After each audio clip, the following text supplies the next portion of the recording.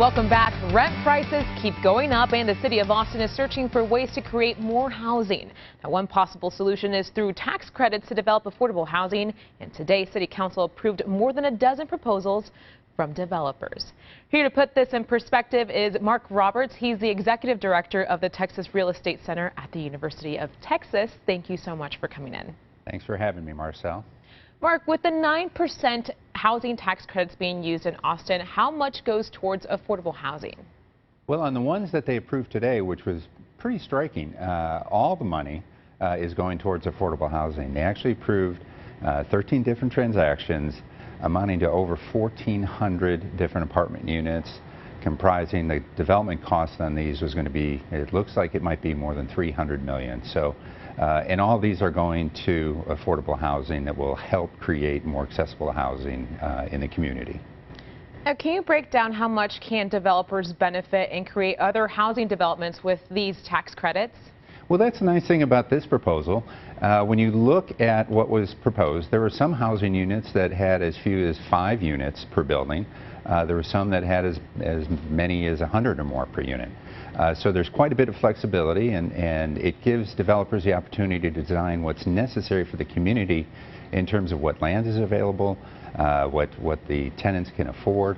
I would say that the only real caveat to it is when you look at the cost of housing, the average cost of these units is somewhere around $218,000 or $220,000, which is much lower than the median income. And that's necessary to help reduce that cost so you can make housing more affordable.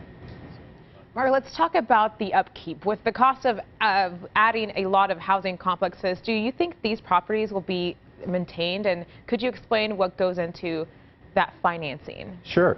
Well, the tax credits go to help raise equity capital. So an average homeowner might go ahead and put down a 20% down payment and borrow 80% from a mortgage to buy a house.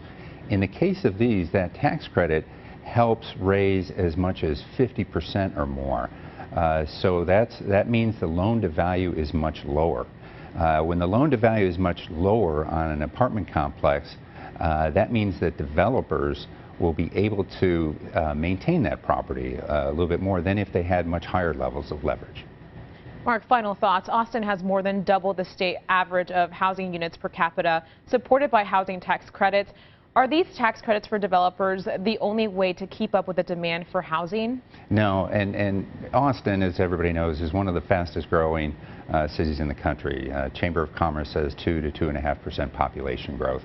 And because of that growth, there is a lot of institutional pension fund insurance capital that is looking to invest in Austin because of the great economy that it is. So there are many different avenues to help take care of the housing issues that may exist in Austin.